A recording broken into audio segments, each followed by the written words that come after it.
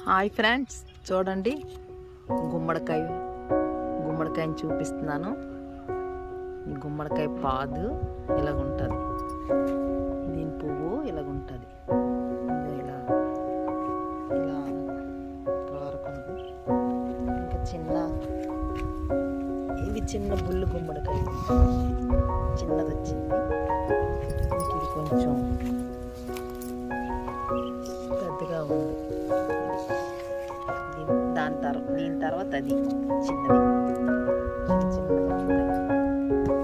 ఇది నేల మీద వేస్తేనే వెయిట్ కాస్తుంది. ఇంటి ముందు చిన్న ప్లేస్ ఉంటే దాంట్లో వేసాము, వచ్చింది. ఇది దడికి అంటుకొని అలాగ ఉండిపోయింది. వెయిట్ కాస్తుందో కాయదో మరి ఏం తెలియదు. ఇది చాలా చక్కగా వచ్చింది. సంక్రాంతికి కోసి పంచి వచ్చి అందరికీ. చిన్న మొక్క వండుకుంటే సరిపోద్ది, ఐరన్ ఎక్కువ ఉంటుంది అంటారు. దీని పిక్కలు కూడా మంచివే, దాని పిక్కల కోసమైనా పెంచుకోవాలి ఫ్రెండ్స్.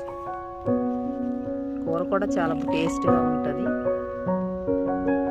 చూడండి, గుమ్మడికాయ ఇలా ఉంది పెద్దగా.